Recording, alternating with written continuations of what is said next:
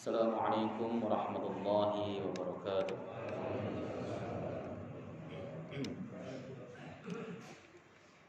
Alhamdulillahi rabbil alamin wal aqibatu lil muttaqin wala udwana illa 'alal zalimin. Asyhadu an la ilaha illallah wahdahu la syarika lah wa asyhadu anna sayyidana Muhammadan 'abduhu wa rasuluh. Allahumma salli wa sallim wa barik ala sayyidina Muhammadin wa ala alihi wa sahbihi wa man tabi'ahu ila yaumiddin. Amma ba'du fa ya ibadallah ittaqullaha li'anna Allah ta'ala yaqul fi kitabihi al-'aziz wa huwa asdaqul qailin ya ayyuhalladhina amanu ittaqullaha haqqa tuqatih wa la tamutunna illa wa antum muslimun. فإن أحسن الحديث كتاب الله وخير الهدي هدي محمد وشر الأمور محدثاتها وكل محدثات بدعة وكل بدعة ضلالة وكل ضلالة في النار. Alhamdulillah, segala puji bagi Allah Subhanahu wa taala, Tuhan semesta alam yang telah memberikan kita nikmatul iman, nikmatul Islam, nikmat sehat badan sehingga kita bisa kembali melaksanakan ibadah salat subuh berjamaah disambung dengan berhalaqah bersama dalam rangka membahas agamanya Allah Subhanahu wa taala.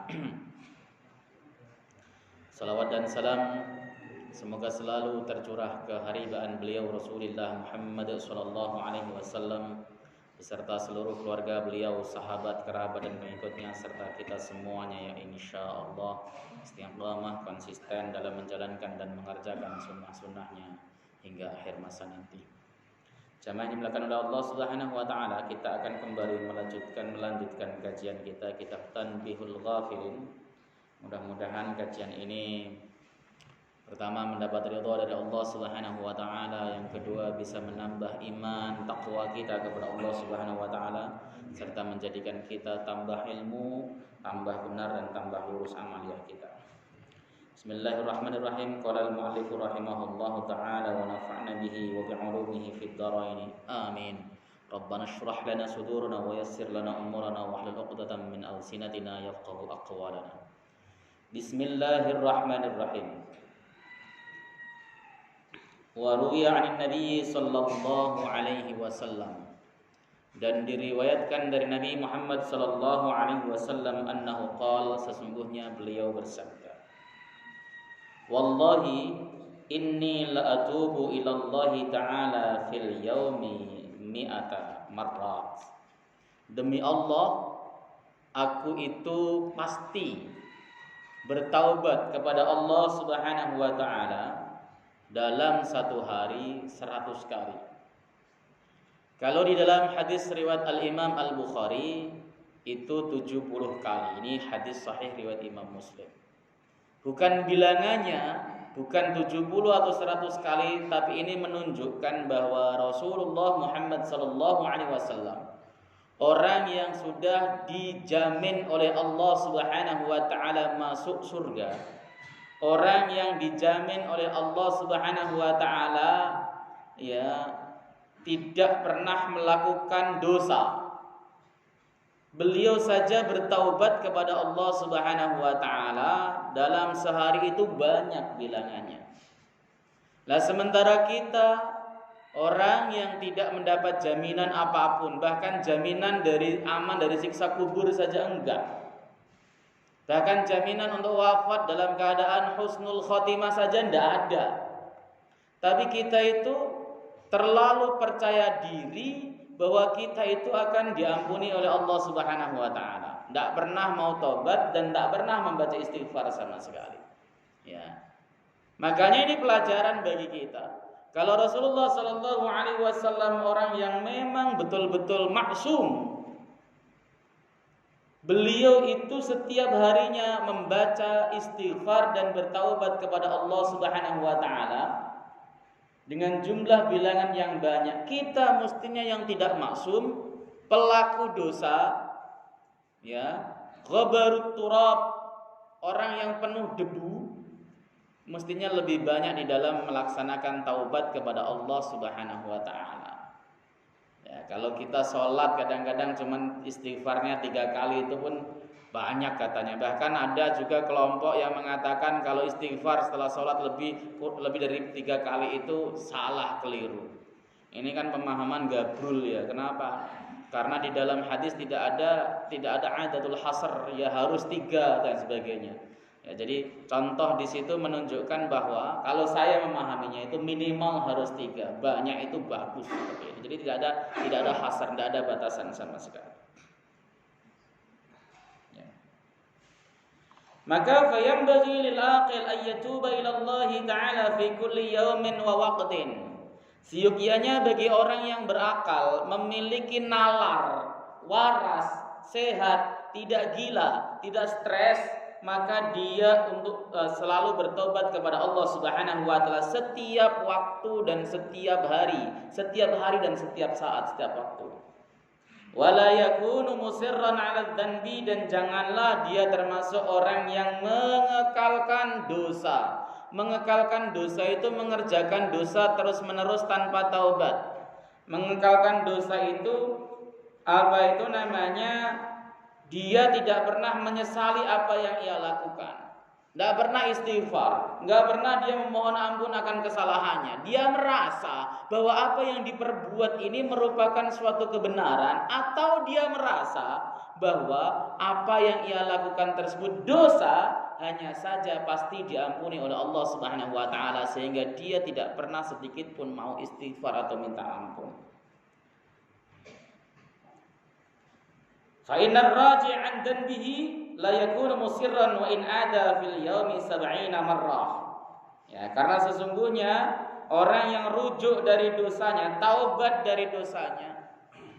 Karena at-taubah itu bermakna rujuk kan? Taubah itu artinya kembali.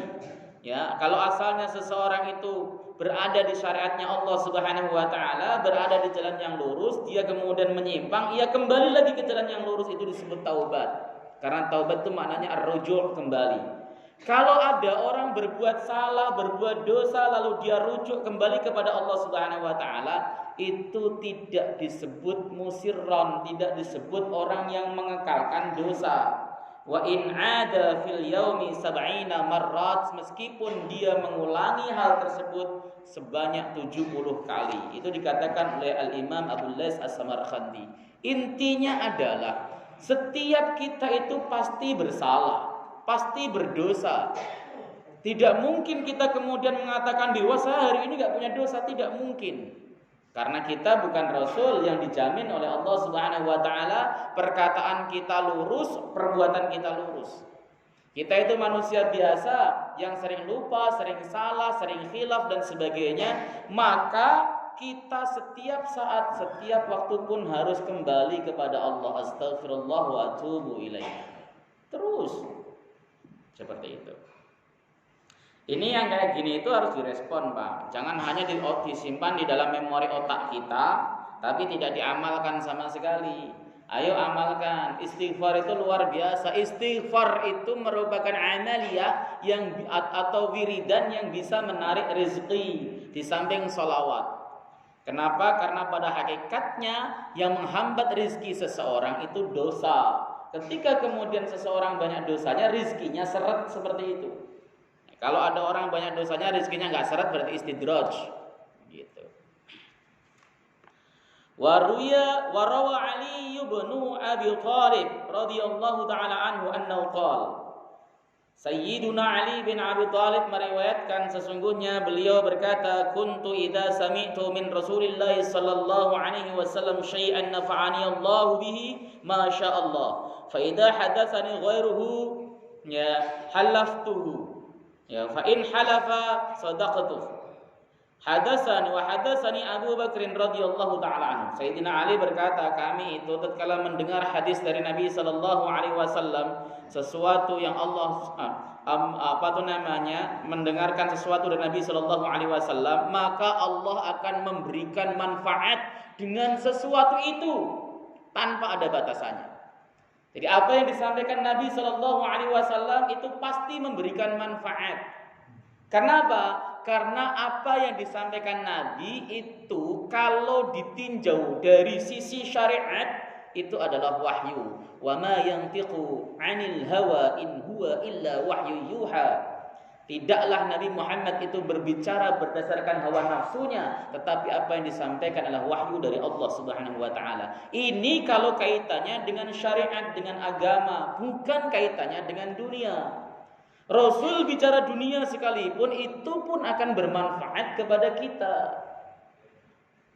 Jadi pasti bermanfaat ya sabdanya Nabi sallallahu alaihi wasallam, pasti memberikan manfaat yang tidak terhingga. Fa idza hadatsani ghairu halaftuhu fa in halafa sadaqtuhu. Kalau kemudian orang selain Rasulullah sallallahu alaihi wasallam bercerita kepada aku, kata Sayyidina Ali, selain Nabi, maka aku menuntut sumpah darinya. Kalau dia sumpah, maka aku akan membenarkannya.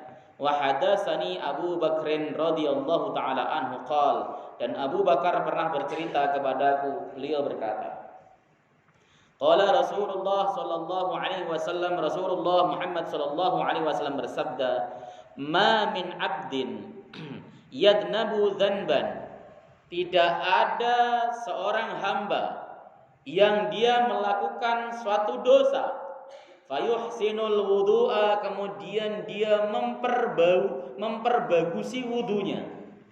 Yuhsinul wudu itu, kalau saya baca di dalam syarah Riyadhus Shalihin karangan Al-Imam Ibnu Allan Asy-Syafi'i, beliau mengatakan yang disebut yuhsinul wudu itu melaksanakan wudu bukan hanya syarat rukun saja yang dipenuhi, tetapi termasuk sunnah-sunnah dan adab-adabnya. Itu yang disebut dengan yuhsinul wudu. Ya, memperbagusi wudu itu bukan hanya sekedar yang penting rukunnya yang 6 tersebut terpenuhi, selesai, bukan itu, tetapi melaksanakan wudu sesuai dengan rukun-rukunnya, sunnah-sunnahnya dan adab-adabnya. Ya, mulai dari pertama, ketika kita ada di depan air, kita cuci tangan kita dulu. Mencuci tangan ini kan hukumnya sunnah, kalau tidak ada najisnya. Kalau ada najisnya hukumnya wajib. Setelah itu kemudian kita baca Bismillahirrahmanirrahim. Ya, dalam madhab Syafi'i membaca Bismillah itu hukumnya sunnah. Dalam madhab Imam Ahmad bin Hanbal membaca Bismillah hukumnya wajib. Maka semua orang ketika dia berwudu lupa membaca Bismillah, dia harus membacanya meskipun di pertengahan wudu atau di akhir wudu. Kalau tidak sah.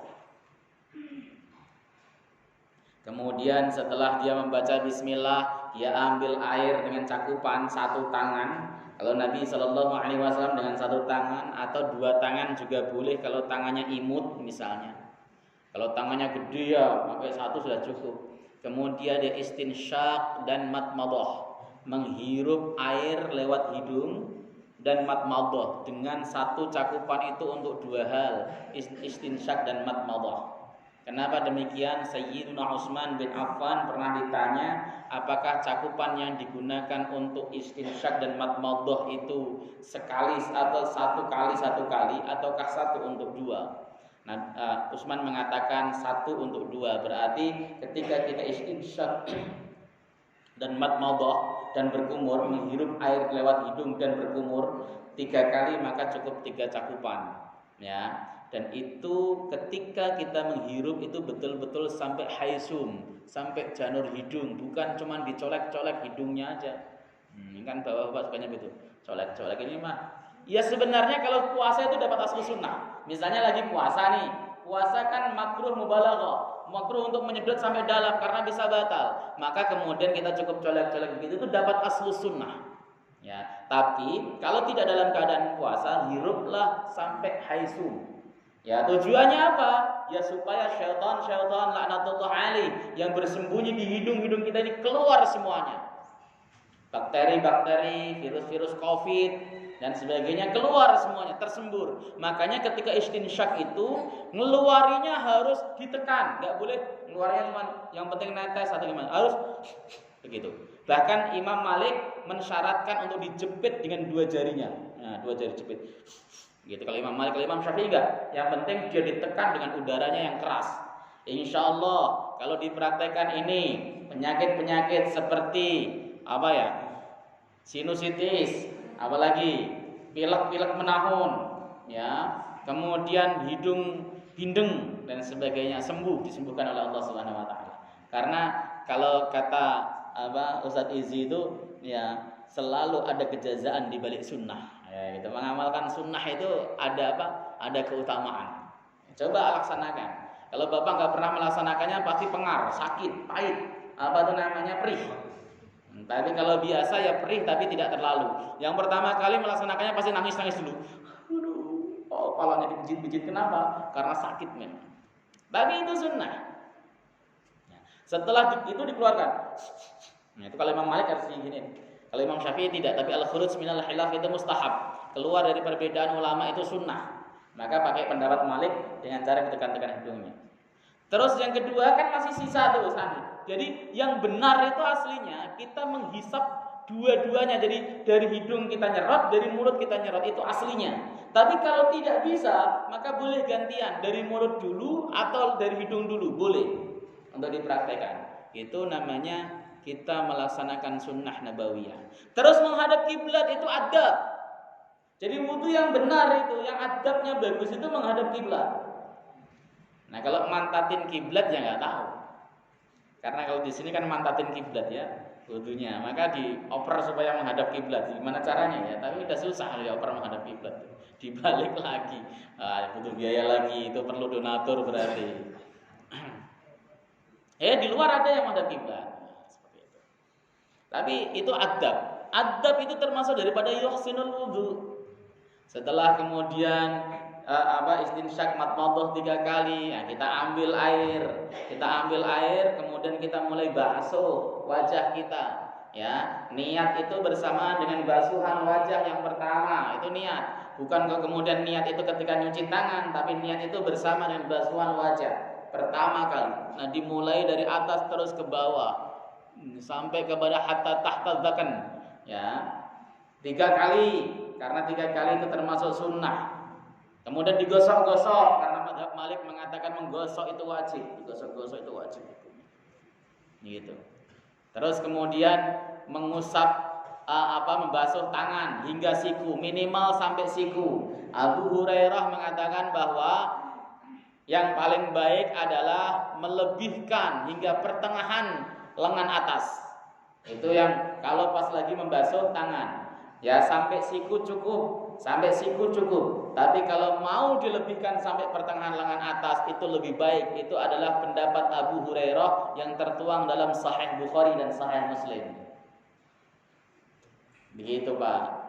Lalu setelah itu wudunya tersebut mengusap kepala.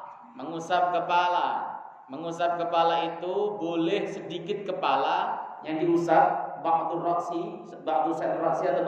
boleh, atau kemudian diusap seluruh kepala, itu sunnah menurut Syafi'i, wajib menurut Malik. Lah itu boleh diambil langsung. Kenapa? Karena tadi kaidahnya adalah al-khuruju minal khilaf mustahab. Keluar dari perbedaan ulama itu sunnah hukumnya. Maka ketika ulama ada yang mengatakan mengusap sebagian itu hukumnya wajib, kemudian mengusap semuanya hukumnya sunnah, ada sebagian lagi yang mengatakan mengusap semuanya wajib, kita ikut yang mengusap semuanya. Berarti wudu kita sah menurut Syafi'i, sah menurut Malik. Menurut Syafi'i kita dapat pahala sunnah, menurut Malik kita sah karena melakukan kewajiban. Setelah itu kemudian mengusap telinga. Mengusap telinga itu di dalam riwayat Al-Imam Abu Dawud sunnahnya bima'in jadid, dengan air baru. Biasanya kan ada yang kemudian pakai begitu kan. Tetapi kalau kita melihat riwayat dari Al-Imam Abu Dawud itu sunnah dengan ma'un jadid, dengan air baru. Berarti setelah mengusap kepala, ambil air lagi, baru kemudian mengusap telinga, diputar. Seperti itu. Ya. Terus kemudian yang selanjutnya adalah membasuh kaki. Membasuh kaki itu minimal sampai mata kaki. Yang terbaik sampai pertengahan betis. Itu yang terbaik, sampai pertengahan betis. Enggak usah sampai ke paha, enggak usah. Ya, karena pengen mendapatkan nanti kalau di akhirat pahanya bersinar gitu kan. Lalu kemudian sampai paha, enggak, cukup sampai pertengahan betis, itu yang terbaik. Setelah itu ditutup dengan doa. Asyhadu an la ilaha illallah wahdahu la syarika lahu, asyhadu anna Muhammadan abduhu wa rasuluh. Allahumma ij'alni minat tawwabin waj'alni minal mutatahhirin. Yang kayak gini ini, kalau para guru-guru kami mengatakan suruh untuk menghadap, arahnya menghadap ke kiblat, pandangannya menuju langit. Begitu. Dan tangannya diangkat. Tapi orang-orang zaman sekarang katanya doa setelah wudu ngangkat tangan disebut bid'ah. Waduh, repot kalau sebut. Karena mengangkat tangan di dalam doa itu sebenarnya hadisnya sudah sampai mutawatir makna aslinya. Hanya saja kadang-kadang orang itu langsung nanyanya, pernah nggak Rasulullah itu ngangkat tangan ketika berwudu? Ya, padahal itu ihtimal, nggak ada hadisnya, belum tentu nggak dilakukan Rasulullah Sallallahu Alaihi Wasallam gitu, aslinya. Padahal hadis umumnya ada. Tapi nggak ngangkat tangan juga nggak apa-apa. Ya, yang penting berdoa itu. Nah, kalau dia yuhsinul wudu wa yusalli rak'ataini, dan dia melaksanakan sholat 2 rakaat. Sholat 2 rakaat ini ada yang memberikan interpretasi ini adalah sholat sunnah wudu. Tapi perlu diketahui, sholat sunnah wudu itu yang mempraktekkan itu Bilal bin Rabah. Kemudian di ACC oleh Rasulullah Sallallahu Alaihi Wasallam.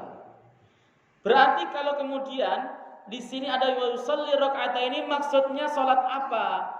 Maksudnya para ulama, sholat apa saja boleh, sholat sunnah mutlak. Boleh kalau masuk ke dalam masjid sholat tahiyatul masjid, melaksanakan sholat 2 rakaat, enggak berat-berat. Wa yastaghfirullah, kemudian dia minta ampun kepada Allah Subhanahu wa taala, istighfar yang banyak, astaghfirullahalazim, astaghfirullahalazim, astaghfirullahalazim, astaghfirullahalazim, astaghfirullahalazim. Jadi baca istighfarnya itu banyak. Illa ghafarallahu lahu, kecuali Allah Subhanahu wa taala akan mengampuni dosanya. Ini loh jalan penghapusan dosa yang disediakan oleh Allah Jalla wa Ala, itu sangat banyak. Hanya kita kadang-kadang tidak mau menempuh jalan ini.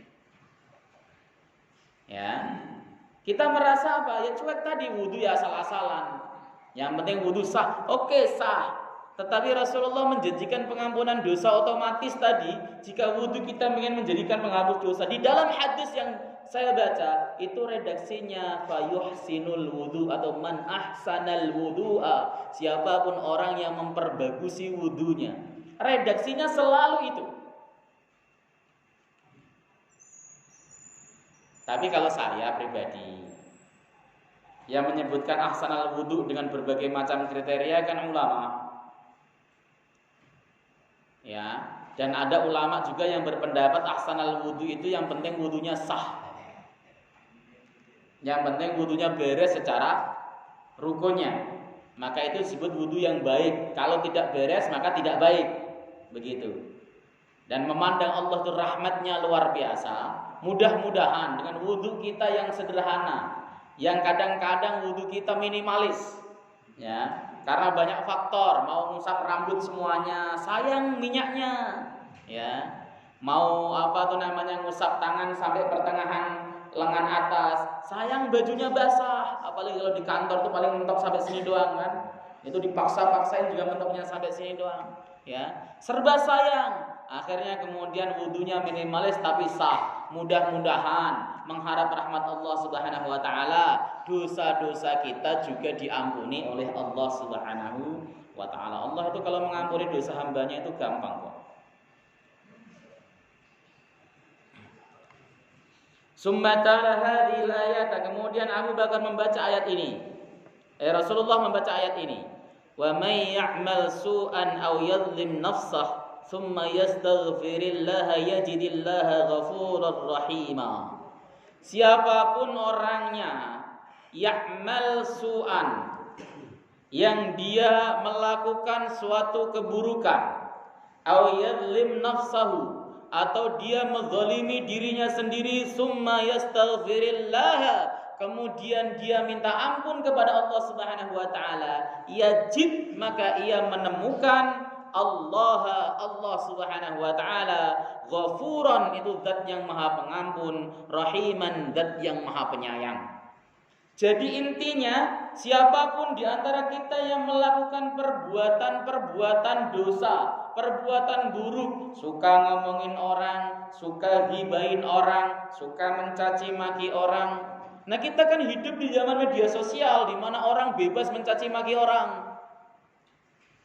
Di mana orang bisa bebas menghina orang, menghina amalan orang, menjuluki orang seenak perutnya sendiri. Kan kita hidup di masa itu, ya. Sehingga kadang-kadang tanpa kita sengaja kita mendapatkan broadcast atau share-sharean yang tidak manfaat, kita membenarkannya. Bisa jadi itu maksiat kepada Allah Subhanahu wa taala. Kalau kita minta ampun kepada Allah, yajid,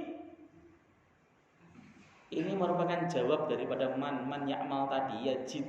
Itu merupakan jawabnya dan tanpa menggunakan huruf jawab baik fa maupun wawu ataupun summa dan sebagainya. Tapi langsung yajid menunjukkan begitu kita istighfar kepada Allah Subhanahu wa taala, Allah akan mengampuni kita. Meskipun kita itu memiliki dosa-dosa yang besar, dosa-dosa setinggi awan. Di dalam hadis qudsi, Allah Subhanahu wa taala itu pernah menegaskan, adnaba dan abdi dzanban, hambaku ada yang melakukan dosa. Ya. Dan dia tahu, ya, fa innalahu rabban ya'khudhu dzanban. Dia tahu sadar bahwa dia memiliki Tuhan yang bisa menyiksa dosa-dosanya, yang bisa menyiksa dia sebab dosanya. Dia takut, ya Allah, saya berdosa, takut kalau Engkau siksa ya Allah. Kemudian dia minta ampun kepada Allah, meminta ampun kepada Allah Subhanahu wa taala. Padahal dosanya tersebut itu menyentuh sahab, menyentuh awan. Maka Allah Subhanahu wa taala, aku akan mengampuninya, kata Allah Subhanahu wa taala. Ini merupakan janji Allah. Betapa Allah Subhanahu wa taala itu mudah mengampuni kesalahan kita. Betapa pintu taubat yang dibukakan oleh Allah sangat luas. Betapa Allah Subhanahu wa taala itu menghendaki agar hamba-hambanya yang berlumur dosa semisal kita ini kembali ke jalan Allah Subhanahu wa taala, masuk ke dalam gerbang taubat. Itu sebenarnya sayang banget Allah Subhanahu wa taala. Anda berdosa kepada Allah mudah. Yang paling sulit itu kan untuk diampuni dosa yang berhubungan dengan hakul adam. Allah itu, kita zalim saat ini kita minta ampun diampuni. Kita zalim lagi kita minta ampun lagi diampuni. Kita zalim lagi kita minta ampun diampuni. Tapi manusia tidak, karena sifat manusia itu pendendam. Kalau kita memiliki kezaliman kepada anak Adam manusia, kita memiliki kesalahan kepada manusia, maka syarat taubat tambah satu lagi, yaitu istihlal, minta halal. Minta halalnya. Kalau kita zalim misalnya nyaci maki dia, kita minta maaf. Kalau kita zalimnya gibahin, ngomongin kejelekannya, kita minta maaf. Kalau kezaliman tersebut itu adalah karena kita mengambil uangnya, hartanya dengan cara zalim, kita wajib minta maaf. Kenapa? Sebelum kita nanti masuk ke alam akhirat, di mana di sana la dirhama wala dinar. Tidak ada dirham, enggak ada dinar, apalagi rupiah, enggak ada. Enggak ada. Enggak bisa ditebus. Ketika kita nanti mati, kalau di dalam hadis itu kan diterangkan oleh Ibnu Hajar Al-Asqalani, di dalam hadis itu manusia itu akan tuntutan, saling menuntut kesalahan-kesalahannya itu 2 kali. Yang pertama sebelum menyeberang Shiratal Mustaqim. Sebelum menyeberang Shiratal Mustaqim, manusia akan tuntutan dulu. Maka ada hadis Nabi mengatakan dalam hadis Sahih Bukhari, atadruna manil muflis? Apakah kalian tahu siapakah orang yang bangkrut? Para sahabat menjawab, al-muflisu fina man la dirhamalah wala mata'.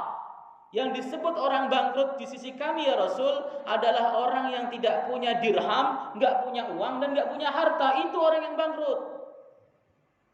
Nabi mengatakan, al-muflisu min ummati.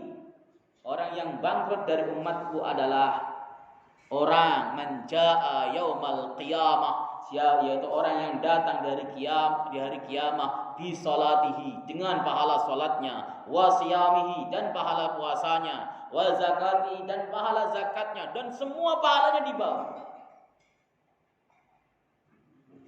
Tapi dia memiliki sangkutan dengan anak Adam.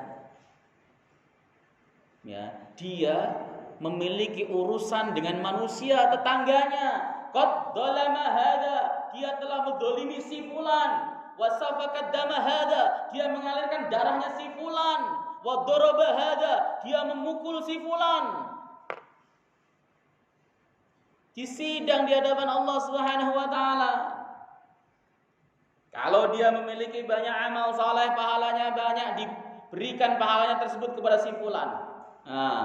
Diberikan pahalanya terus. Kalau pahalanya kemudian habis, dosa si fulan tadi ditimpakan kepadanya, summa turiha ilan nar, kemudian dia akan dilemparkan ke dalam neraka. Itu tuntutan pertama. Orang ini soleh, bukan soleh ya. Orang ini baik, ibadahnya berkualitas. Kenapa? Karena buktinya ibadahnya ada pahalanya. Kalau ibadahnya ria kan sudah hancur. Kalau ibadahnya sum'ah kan habis. Orang ini punya pahala sampai di akhirat, cuman dia suka menzalimi tetangganya. Beli duren, kulitnya dilemparin di depan rumah tetangganya biar tahu. Ya, kemudian suka menzalimi tetangganya dengan suara berisik. Suka menzalimi orang lain. Bahkan baru-baru ini di Pulau Gadung itu lagi ada berita viral, itu ada orang nembok rumah orang lain sampai tinggal 20 sen atau 30 sen untuk lewat. Ya, kalau menzalimi yang semacam itu, ya, suka ngumpat-ngumpat orang. Ini yang berbahaya itu orang yang punya karyawan banyak itu, yang punya pembantu, punya karyawan, karena merasa jadi bos, ngamuk-ngamuk, marah-marah, suka-suka dia. Bisa jadi orang yang kita amuk tadi, yang kita marah-marahin, yang kita caci maki, yang kita bentak-bentak, nggak balas di dunia. Kenapa? Karena nggak berani. Tapi disimpan perasaan sakit hatinya, dituntut kita di hadapan Allah Subhanahu wa taala. Habis kita. Sebaik apapun kita, sebanyak apapun, pahala kita yang kita lakukan berulang-ulang habis. Suka gibahin orang juga sama. Imam Hasan Basri itu pernah digibahin orang, diomongin jelek oleh orang-orang. Dilaporkan santrinya, Imam, Anda sedang digibahi oleh fulan. Oh begitu ya, iya, oke baik. Kemudian Imam datang kepada rumah si fulan, diketuk rumahnya, dianterin makanan 1 nampan. Kata yang menghibin, ini apa Imam? Ini buat Anda. Loh, kenapa Anda ngasih makanan buat saya dan sebagainya? Terima kasih, Anda telah setor pahala gratis kepada saya. Terus pulang. Keren kan? Jadi kalau digibin gak usah ngamuk-ngamuk, kalau perlu transfer ke rekeningnya. Kenapa? Karena dia setor pahala gratis kepada kita. Bahkan Imam Hasan Basri pernah berkata, seandainya ghibah itu boleh, seandainya ngomongin keburukan orang itu boleh, maka orang yang paling layak aku ghibahi adalah ibuku, sebab dialah yang paling berhak mendapat pahalaku. Ini serius. Jadi kalau di dunia kita itu suka ghibahin orang dan sebagainya, ghibahin orang, pahala kita akan diambil oleh orang tersebut. Rugi kan kita. Padahal ngaji setiap hari, datang ke taklim setiap hari, tapi ngomongannya pedes, bahaya ini. Ya. Ini yang pertama, tuntutan yang pertama. Kalau bapak pahalanya masih banyak, stok pahalanya masih banyak, tuntutan yang semacam ini tidak berpengaruh banyak.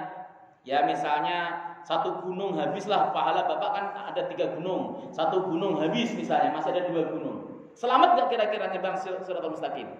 Selamat. Dia bisa menyeberang as-sirat al-mustaqim, tapi gak langsung kemudian di surga. Orang-orang mukmin sebagaimana diterangkan oleh Al-Imam Al-Qurtubi, juga oleh Ibnu Hajar Al-Asqalani dalam Fathul Bari, karena hadisnya ini ada dalam Sahih Bukhari. Orang-orang mukmin itu nanti ketika selesai menyeberang sirat al-mustaqim akan berhenti di qintor, di suatu tempat. Kalau kata Al-Qurtubi itu jembatan lain Jadi Shiratal Mustaqim ada dua katanya. Setelah Shiratal Mustaqim yang rame-rame itu ada Shiratal Mustaqim lain. Ibnu Hajar mengatakan tidak ada dalil ada jembatan lain. Berarti kalau begitu itu semacam terminal. Ya kayak gitu. Kan kita nggak pernah tahu hakikatnya. Hakikatnya ya nanti kalau sampai ke sana. Di suatu kintor tersebut orang-orang kemudian ditemukan lagi untuk tuntutan lagi. Bro, kenapa bro? Dulu kan ente punya hutang ke saya 100.000 belum balik. Oh iya lupa. Ini pahala lu buat saya. Nah, kasih pahalanya. Tapi gak sampai habis karena dia sudah selamat. Namun bisa menurunkan kelasnya di surganya Allah Subhanahu wa taala.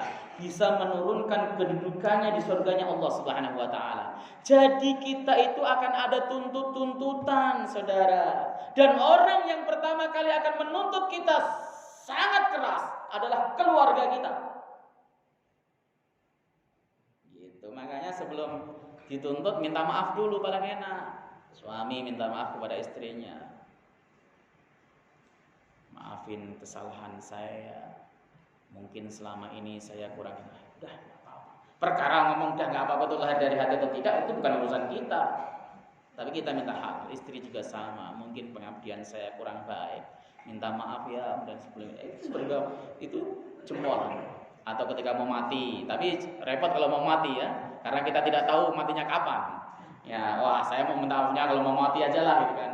Belum sempat minta maaf udah dicabut sama malaikat. Makanya setiap hari kalau atau pas ngasih uang belanja, uang jajan atau pas lagi bersama gitu sambil ngomong minta maaf ya. Tapi kadang-kadang kalau ibu itu suaminya minta maaf dikirain wah ini firasat gak bener nih gitu sih. Kenapa sih Pak tumben-tumbenan gitu kan? Ya, enggak minta maaf saja kalau ada tumben-tumbenan gitu kan. Karena biasanya kalau udah minta maaf begitu, wah ini jangan-jangan mau pergi gitu. Ya semacam itulah. Oke. Wa fi riwayatin, di dalam sebuah riwayat lain, ta'ala hadil ayat, beliau Rasulullah sallallahu alaihi wasallam membaca ayat ini. Walladzina idza fa'alu fahishatan aw zalamu anfusahum dzakarullaha fastaghfaru lidzunubihim. Mereka orang-orang yang muttaqin tatkala mereka melakukan perbuatan fahisyah, perbuatan keji, au zalamu anfusahum atau menzalimi diri mereka sendiri. Di dalam Quran, dosa, perbuatan dosa yang kita lakukan, perbuatan maksiat yang kita kerjakan itu disebut dengan zalamu anfusahum. Zalim kepada diri mereka sendiri. Sebab pada hakikatnya ketika kita enggak salat, kita itu menzalimi diri kita. Toh nanti yang rugi masuk neraka juga diri kita sendiri. Kalau kita misalnya ngomongin orang itu sebenarnya kita zalim kepada diri kita sendiri. Bukan zalim kepada Allah, lebih-lebih kepada yang bersangkutan. Aslinya loh ya, aslinya. Karena yang bersangkutan dapat pahala kok. Yang kita zalimi diri kita sendiri, kita yang akan mendapat siksa dari Allah Subhanahu wa taala. Nah, itu makanya disebutkan al-zalamu anfusahum. Orang-orang yang muttaqin itu tatkala dia berbuat fahisyah, berbuat yang keji atau berbuat maksiat, dzakarullaha, mereka akan langsung otomatis ingat kepada Allah Subhanahu wa taala. Fastaghfaru lidzunubihim, ketika ingat fastaghfaru. Fa itu kalau di dalam ilmu nahwu faedahnya adalah litartib ma'a takkib. Tartib itu berurusan, takkib itu ngiring-ngiringi. Jadi ketika mereka zakarullah, ketika mereka ingat Allah, fastaghfaru, spontan, langsung mereka minta ampun kepada Allah Subhanahu wa taala. Ini penggunaan kata fa pada lafaz fastaghfaru lidzunubihim. Bukan summa. Kalau kata summa itu adalah litartib ma'a tarafi. Ya, urut tetapi ada jeda waktunya. Begitu dia ingat Allah, nunggu setahun baru taubat. Ya, orang-orang mukmin itu begitu dia berbuat dosa, begitu dia berbuat maksiat, begitu dia berbuat salah, lalu kemudian dia ingat kepada Allah Subhanahu wa taala dan dia minta ampun, spontan minta ampun kepada Allah atas dosa-dosanya. Wa may yaghfiru dzunuba illallah, Dan tidak ada yang bisa mengampuni dosa-dosa kecuali Allah Subhanahu wa taala. Walam yusiru ala ma fa'alu wa hum ya'lamun, dan mereka tidak mengekalkan dosa-dosa kecil, perbuatan dosa yang mereka kerjakan sementara mereka mengetahuinya. Saya rasa begitu apa yang dapat saya sampaikan, meskipun sebentar, mudah-mudahan manfaat. Intinya adalah kita itu manusia yang banyak salah. Dosa kepada Allah mudah untuk bertaubat kepada Allah Subhanahu wa taala. Kesalahan yang berkaitan dengan hakullah itu nggak usah khawatir, Allah Maha Pengampun. Pintu maafnya itu nggak ada tepinya. Ya, kita mengkhianati Allah, Allah akan selalu menerima kita kapanpun kita mau balik. Pagi, sore, lusa ya enggak ya. Pagi, sore, malam dan sebagainya kita akan diterima oleh Allah Subhanahu wa taala dengan baik. Tapi kalau kita zalim kepada manusia, ini yang sulit. Makanya satu, hindari kezaliman kepada mereka. Atau seperti pesan Nabi, kalau anda punya kezaliman kepada manusia, maka selesaikan, minta halalah pada hari ini, sebelum datang suatu hari di mana dinar dan dirham tidak manfaat sama sekali, yaitu ketika nanti kita di akhiratnya Allah Subhanahu wa taala. Saya rasa begitu, enggak ada muskil kan, enggak ada pertanyaan kan? Maka Pak. Ini masalah wudhu saja. Kita kan rata-rata rumah kita sempit saja. Mau nggak mau kita kan berwudu di dalam kamar mandi dan segala macam ada di situ saja. Ini niat untuk Bismillah ini dizahirkan atau di dalam hati aja saja? Cuma itu pertanyaannya. Ya. Berwudu di kamar mandi. Kamar mandi apa di toilet? Kamar mandi.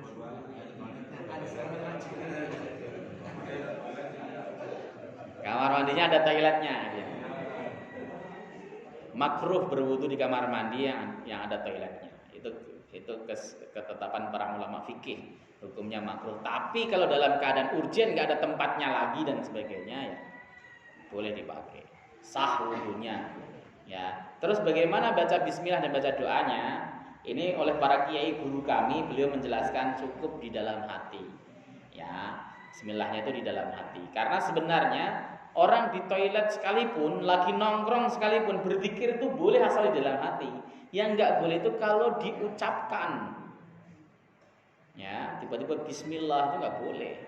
Ya, tapi kalau kemudian di dalam hati, makanya bagusnya itu memang kamar mandi sama sama toilet itu dipisah dengan apa kayak sebenarnya prinsip hotel itu bagus ya, kamar mandi dan toilet itu dipisah dengan apa, itu bagi orang yang rumahnya luas, yang rumahnya sempit seperti rumah kita ya tidak susah kan, malah ngabisin ruangan isinya kamar mandi doang, nggak ada kamarnya, seperti itu ya Pak ya. Jadi niat, tapi boleh di dalam hati, niatkan di dalam hati juga, Bismillah juga boleh di dalam hati ya, seperti itu. Apalagi kalau dalam mazhab Syafi'i itu hukumnya sunnah ya. Sebab kalau kita menyebutnya makruh, hukumnya nggak haram sih, makruh. Saya kata Bismillahirrahmanirrahim di kamar mandi itu makruh. Cukup? Ya silakan Pak. Ustaz, satu lagi. Ini dalam konteks atau dalam kaitan bahasan mengenai ghibah ya Ustaz. Dia tadi disebutkan bahwa ghibah itu kan akan memindahkan beberapa banyak hal yang kita miliki pada orang yang kita ghibahkan. Kemudian ghibah itu sejatinya adalah menzalimi diri sendiri, bukan orang yang kita ghibahkan. Nah dalam kaitan ini Ustaz, untuk menjadi pedoman kita semua nih, jamaah dalam bingkai ketawilan kita semata-mata mengharap ridho Allah. Akan halnya kalau ada, ambil contoh lah ketua RT gitu kan ya, ketua RT yang solim lah, kok bisa bohong. Terus dalam konteks bahwa bukan hanya warga aja yang menyebutkan bahwa ketua RT itu bohong gitu kan, bahkan begitu janji-janjinya dan segala etos kepemimpinan sebagai orang yang disumpah dengan Al-Quran untuk memimpin, itu memang sudah banyak zolimnya kan. Bahkan bukan warganya sendiri, bahwa warga di luar lingkungan itu sudah menyatakan bahwa si RT itu seperti itu gitu. Jadi apakah dalam kaitan bahasa ghibah ini mahal kita juga berpindah kepada si RT ini ya dalam permisalan yang tadi, atau bagaimana dalam hal itu bahwa kita sebelum ajal memisahkan kita, pertanggungjawaban itu seperti apa? Oke. Makanya jangan suka jadi pemimpin ya. Hisabnya berat. Ya.